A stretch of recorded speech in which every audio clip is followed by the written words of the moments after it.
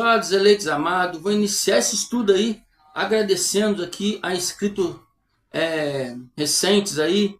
Agradeço a todos vocês que se inscreveram aí, canal MDCG André Luiz. Muito obrigado, abençoados. Graça e paz a todos vocês. Então, vou dar meu graça e paz aqui, meu agradecimento a todos vocês inscritos aí recentes. Meus agradecimentos aí à família Airan, Paola, Elívia, graça e paz. Um abraço, meus amados irmãos. Muito obrigado. Graça e paz aí à irmã Ira Ribeiro, irmã Elenir Castro, irmão Rubens Gabriel, irmão Carlos Gomes e a esposa, irmã Kelly, do canal Democracia Espiritual. E a todos quantos mais se inscreveram aí. Muito obrigado. São muitas pessoas para me falar no momento. E então, uma outra hora, eu falarei em nome de todos vocês. Amém? Eu reuni esses nomes aqui. Outra hora, reunirei mais nomes aí. E estarei aí dando graça e paz aí para todos vocês. Muito obrigado. Vocês ajudam muito o crescimento desse canal. É muito importante a participação de todos vocês aí. Amém?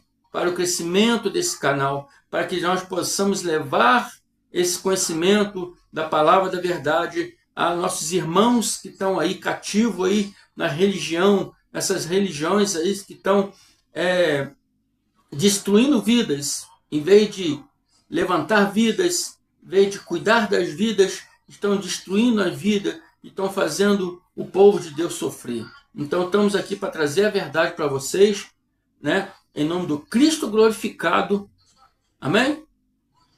Para poder tirar esses nossos irmãos aí da prisão religiosa aí, que esse é o nosso trabalho aqui em graça, amém? E vocês são muito importantes para isso. A ajuda de vocês é muito importante para isso. Só simplesmente se inscrever e indicar mais pessoas para se inscrever, compartilhar esses vídeos, mostrar para mais pessoas, né, isso que vocês estão assistindo, que vocês estão acompanhando aí, mostrar isso aí é ajuda muito grande que vocês têm feito aí para nós aí, amém? E não esqueça aí de dar os seus likes, que também é muito importante. Muito obrigado, graça e paz pela participação de todos vocês aí, amém? Graça e paz, abençoados. Abençoados, eleitos e amados da graça de Deus, estamos de volta aí com mais um estudo aí. E o tema desse estudo aqui é: por que os preteristas acreditam que Jesus já veio? Por que os preteristas acreditam que Jesus já veio? O que é ser preterista? Preterista é acreditar, né, que todas as profecias, né, bíblicas já ocorreram. Que toda a vinda de Jesus, o juízo, né, eterno, que era o juízo eterno para os judeus, né,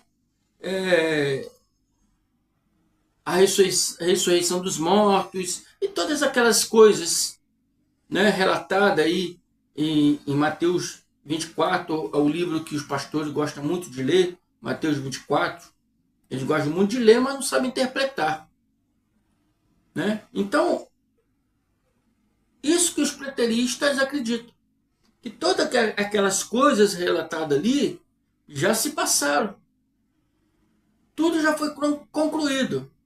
Preterista vem do verbo pretérito, que significa passado.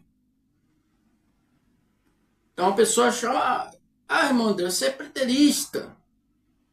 Né? Eu prefiro ser chamado de cristão. Mas se eu creio que todas essas coisas aconteceram, sim, sou um preterista, tudo bem. A questão não é ser preterista ou não ser preterista. A questão é ver, né, o que mais está correto. O que mais está correto. O entendimento teológico dos evangélicos, que são futuristas, que acreditam que essas coisas ainda irão acontecer, ou acreditar na teologia preterista, que acredita que essas coisas já aconteceram. A gente tem que observar isso. Onde está a verdade? O que é mais correto? A gente tem aqui, eu fiz anotações aqui, meu notebook está aqui embaixo.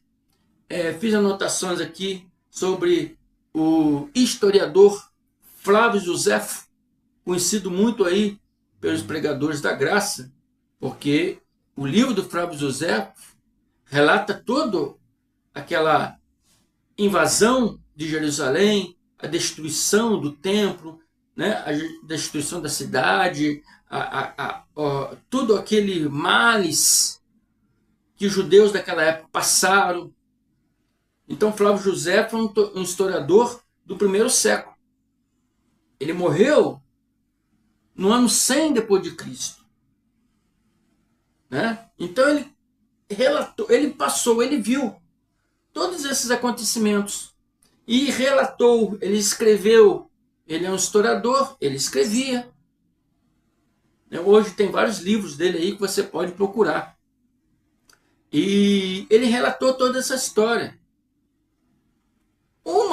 Uma verdade que não pode ser refutada é que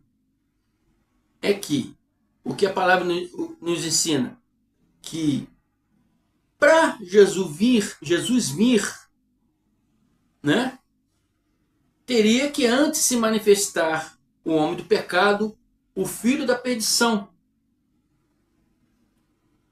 né? E o próprio Jesus disse que nós teríamos que entender, nós temos que entender, Jesus falou para aquele povo daquela época, vocês têm que entender o que disse o profeta Daniel.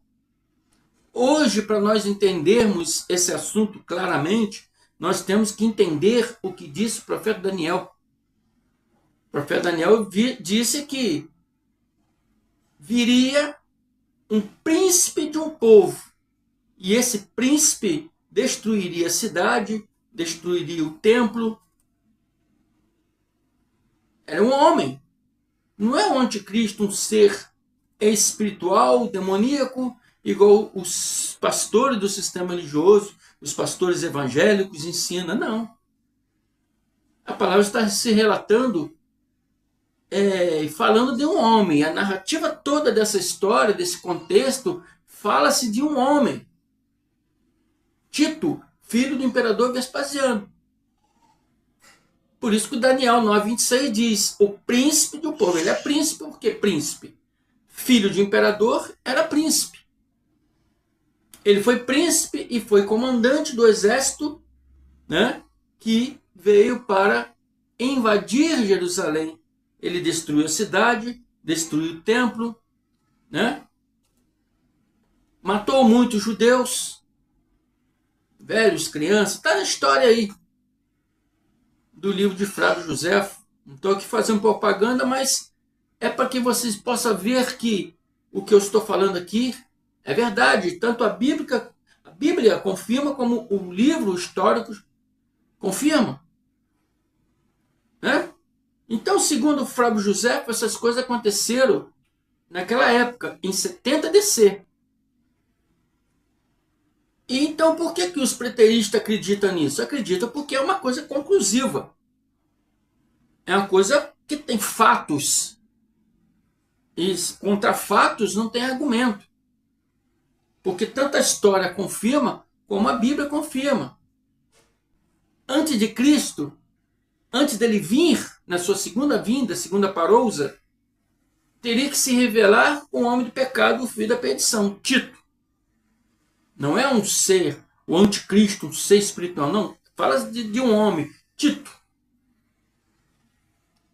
Amém? Então, ele viria quando esse homem se apresentasse. Esse homem ia se apresentar, ia invadir a cidade, ia destruir a cidade, ia destruir o templo. Então, Cristo, nesse dia, iria se apresentar. A vinda de Cristo está associada à invasão de Jerusalém, à queda do templo. Está tudo associado.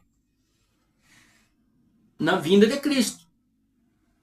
Então a gente tem que entender isso. Quem era o anticristo que verdadeiramente viria? No caso, já veio, né?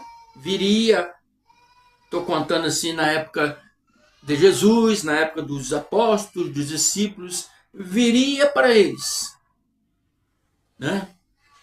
Para nós já veio. Quem era o anticristo que viria? Vamos ver o que Paulo diz aqui aos Tessalonicenses.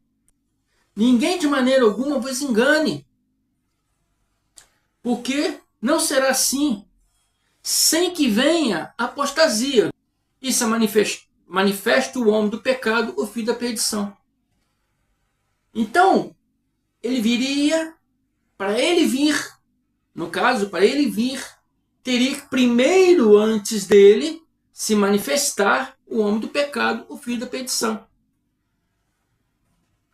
Para Cristo vir na sua segunda vinda, na sua segunda parousa, teria que se manifestar o homem do pecado, o filho da perdição.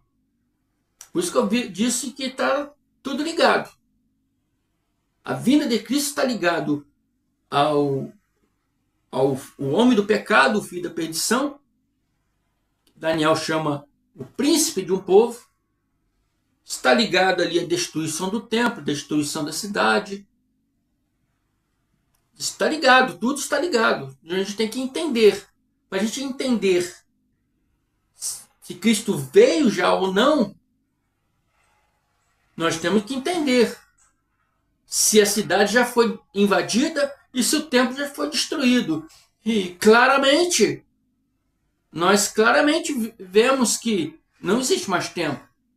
Você vai lá em Jerusalém, hoje não tem mais templo. Cadê o templo? O templo foi destruído. Pergunta lá um judeu, quando o templo foi destruído? Em 70 DC.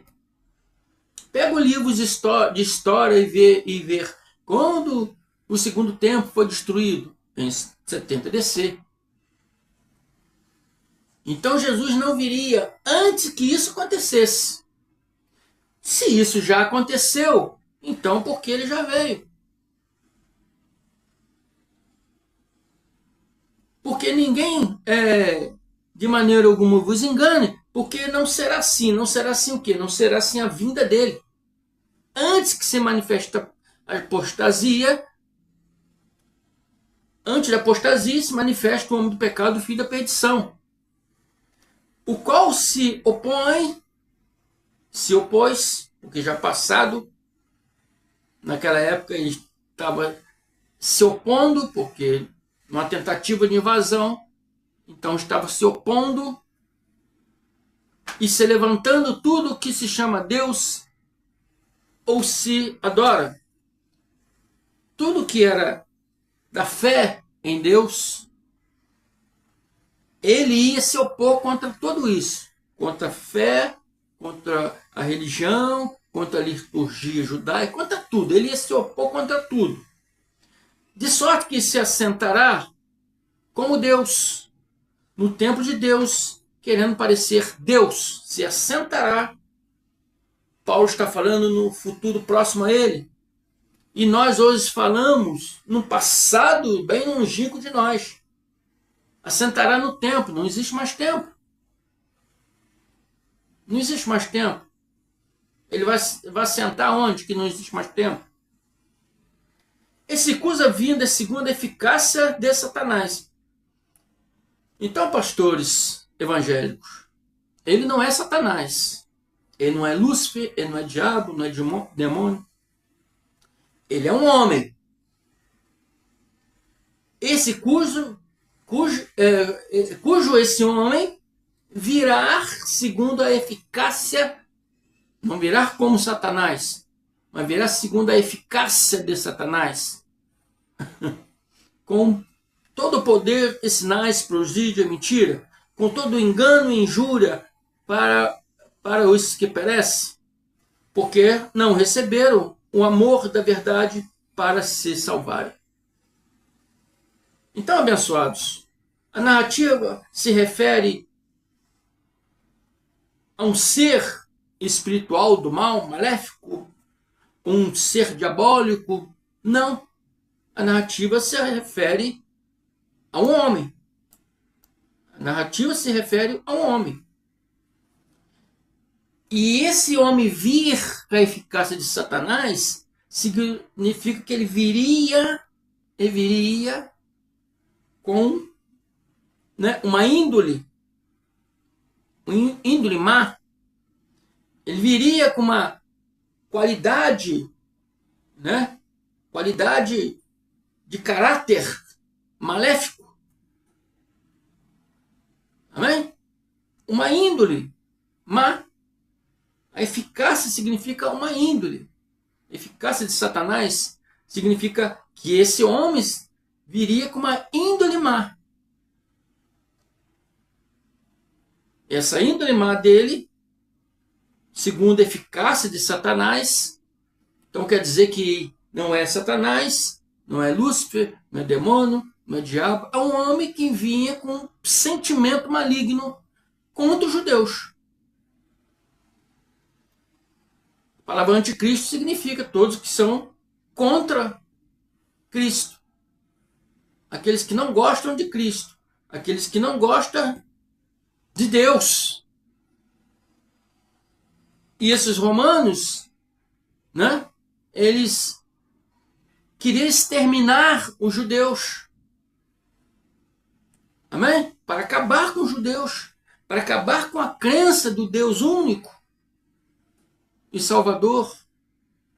Amém? Se refere a um homem e não a uma criatura. Não se refere ao Satanás que o sistema religioso ensina, mas um homem do mal. Satanás é uma palavra que significa inimigo, opositor. É um homem que vinha com sentimento contra os judeus. Né? Uma vez contra alguém, se põe como inimigo desse alguém.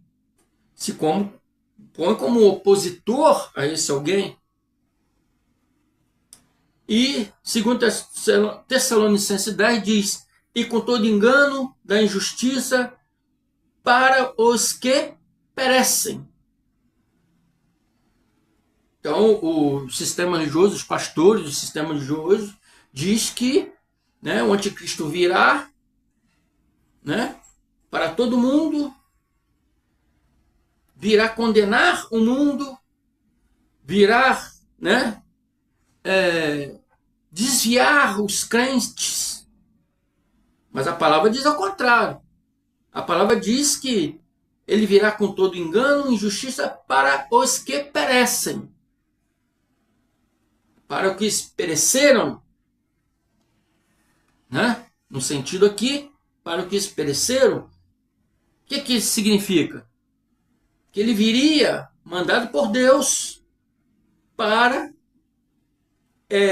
o juízo dos judeus que não acreditaram, porque não receberam o amor da verdade para se salvar.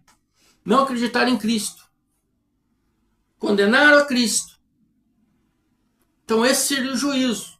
Vocês não receberam a verdade, vocês não querem a verdade, vocês condenaram Cristo, vocês levaram ele ao madeiro. Então esse será o juízo de vocês, por matar todos os justos que veio ensinar sobre Deus. Então o juízo será para vocês que perecem, vocês que não acreditam. A narrativa está se tratando naquela época, não na época de hoje. Agora vamos ver da boca do próprio Jesus, Yahshua, quem é esse homem? Relatado em Mateus 24, 1, 3 e 15. Eu vou pular para que esse estudo não fique muito grande. Tendo Jesus saído do templo, ia se retirando, quando se aproximaram dele os seus discípulos para lhe mostrar a construção do templo. Ele, porém, disse: não vedes tudo isso? Em verdade vos digo que não ficará aqui pedra sobre pedra que não seja derrubada. Diz a história que esse templo foi construído por Herodes o Grande E diz que Herodes, ele fez aquele templo bem esplendoroso, mais até, segundo a história, do que era do Salomão, né? Fez aquele templo para chamar atenção mesmo, porque ele fez aquele templo com um contrato político entre os sacerdotes, né? Para que agradar o povo judeu, porque o povo judeu não estava muito legal com Herodes, por causa da matança das crianças. Então ele, para fazer uma média com os judeus, criou esse templo maravilhoso, melhor do que era antes. Então os judeus estavam ali bobalhados com a obra, maravilhados com aquelas obras, né? Obra perfeita, obra magnífica. Mas Cristo falou: não vedes tudo isto? Não se apegue nisso. Não se apegue nisso. Porque não ficará aqui pedra sobre pedra, porque tudo será derrubado. Tudo será derrubado. Estando ele no Monte da Oliveira, se assentaram lá no Monte da Oliveira, chegaram os seus discípulos em particular e lhe pediram: diz-nos, quando sucederão essas coisas? Agora preste atenção. E que sinal haverá da tua vinda e da consumação do século? Quando acontecerão essas coisas? Que coisas, abençoados? A invasão da cidade, a destruição do templo pelos romanos. Quando serão essas coisas? Que sinal haverá da sua vinda? Então eles tinham consciência que o templo seria destruído na época deles, porque Cristo falou, né, que isso aconteceria naquela geração. Então eles tinham consciência de que o templo, a cidade seria destruída, e o templo seria destruído na geração deles. Eles tinham consciência também que a segunda vinda do Cristo seria na geração deles.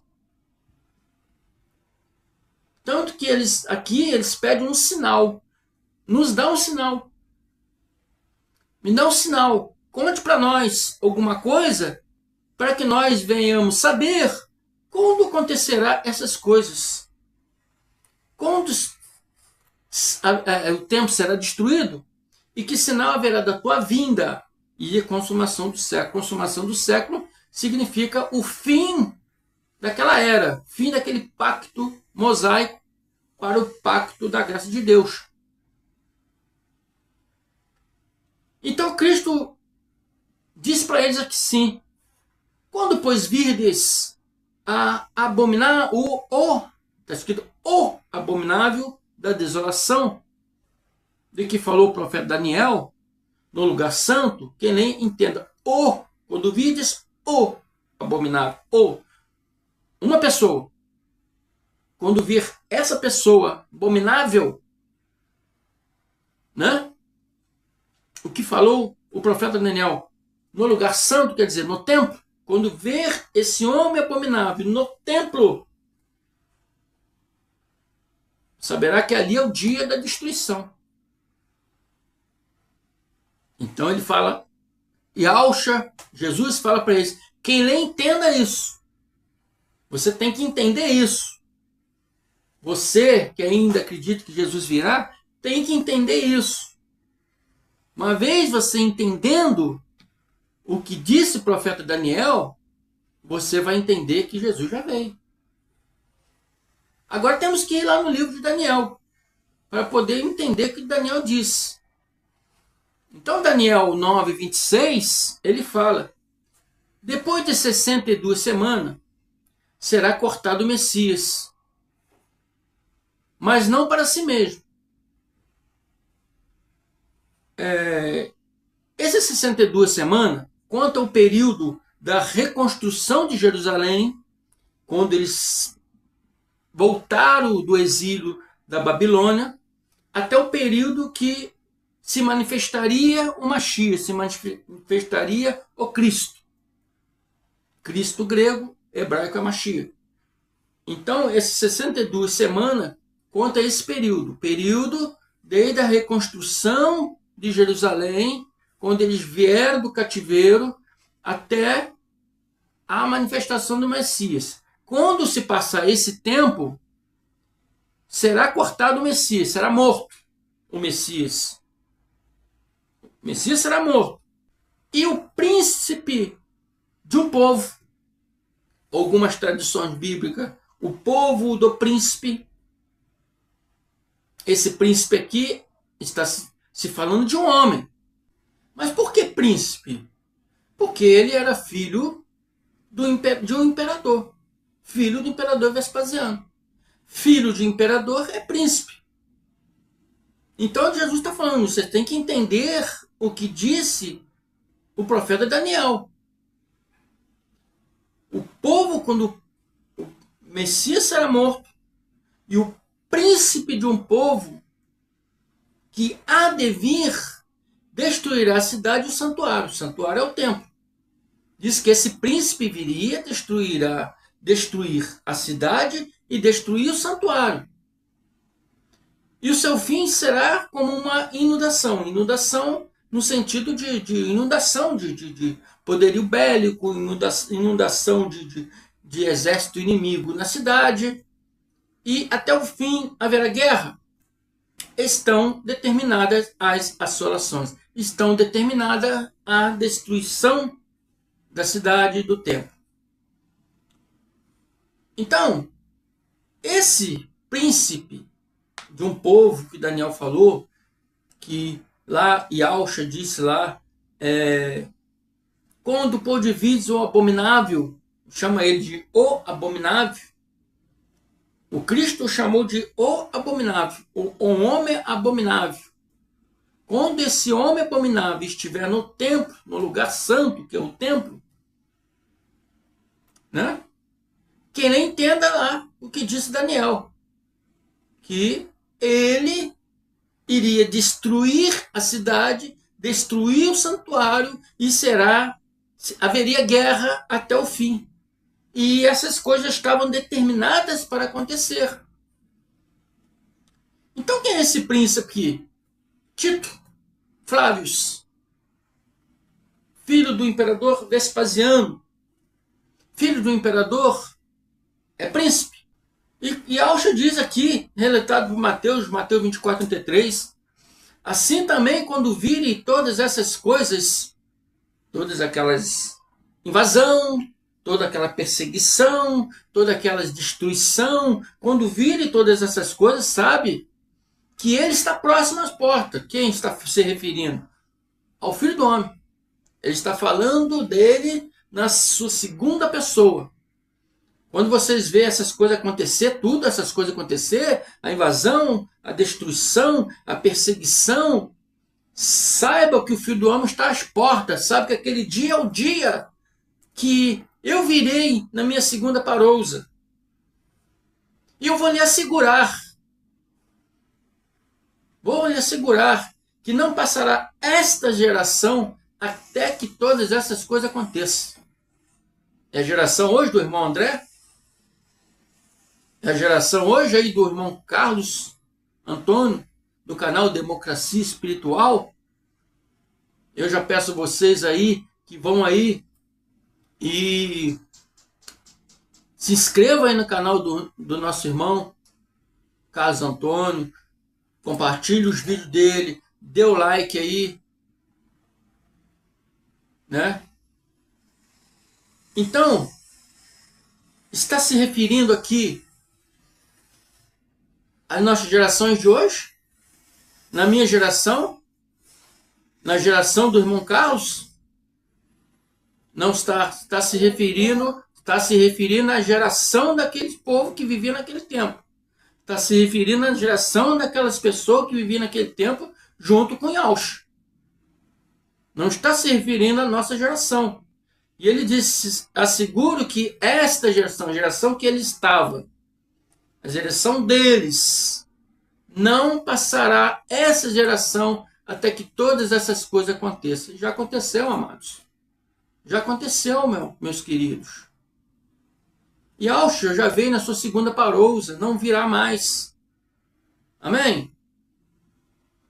Então fico por aqui, espero que vocês tenham entendido. Se vocês estão me ouvindo a primeira vez, né, se inscreva aí no canal. Se vocês já são inscritos, indique mais pessoas para se inscrever. Não esqueça de visitar o canal do nosso irmão Carlos Antônio, Democracia Espiritual. Está aqui embaixo, na descrição do vídeo, o link do canal dele. É o declaramento de Cristo ativado em todos vocês, para que vocês venham entender e compreender todas essas coisas. Quero que vocês aprendam de fato, para quando alguém vier refutar, vocês tenham a sabedoria, tenham conhecimento, para não ficar aí perdidos. Porque eles usam argumentos e confundem. Mas contra fato não existe argumento. Amém? Muito obrigado aí. Até a próxima. Graça e paz.